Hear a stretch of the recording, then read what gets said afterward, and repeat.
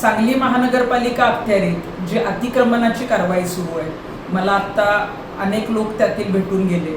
100 फुटी रोड असेल, इतर ठिकाणी असेल, ज्या गुंठेवारी भागातल्या जमिनी आहेत त्यांना असे आदेश दिलेले आहेत की 10-10, 12-12 फूट जे आहे ते त्यांनी मागे जावं किंवा त्याच्यातून जे आहे ते बाहेर पडावं. परंतु अनेक गोरगरीब लोक असे आहेत की ज्यांच्या 10-10 फुटाच्या जागा आहेत, ते लोक कुठं जाणार? त्यामुळं अशा पद्धतीनं अतिक्रमणची कारवाई करताना बेकायदेशीर कुठलीही कारवाई करू नये, कायद्याला धरून कारवाई करणं गरजेचं आहे. आणि ज्यांचा हातावर पोट आहे, ज्यांचे 10-10 फुटाचे गाळे आहेत, त्यांच्यावर अजिबात अन्याय होता कामा नये.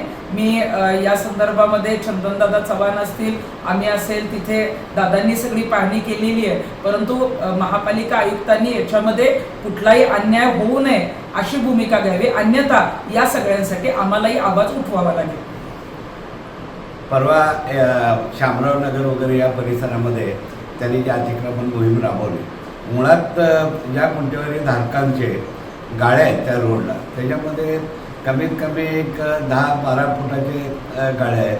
त्याच्यामध्ये आयुक्तांनी असे आदेश दिलेले की त्यांच्या जागेमध्ये त्यांनी अतिक्रमण केलेलं आहे, म्हणजे बेकायदेशीर बांधकाम केलेलं आहे. तर बाहेर रस्त्यावरती त्यांनी केलेलं नाही आहे, पण त्या लोकांना 12 फूट आत सरकारण्याचे आदेश ह्या नवीन आयुक्तांनी दिलेले आहेत.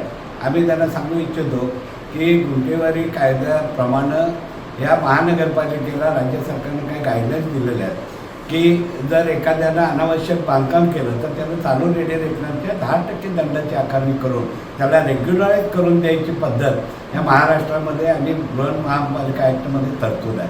जर याचं उल्लंघन त्यांनी केलं तर आता आमच्या भगिनी सन्माननीय या महाराष्ट्राच्या रणरागिनी सन्माननीय तृप्तीताई साहेबांनी या ठिकाणी आता सांगितलेलं आहे. नाहीतर मग आम्हाला या आयुक्तांना कायद्याचं उल्लंघन केलं बद्दल कायदा काय असतो हे आम्हाला त्यांना सांगावं लागेल.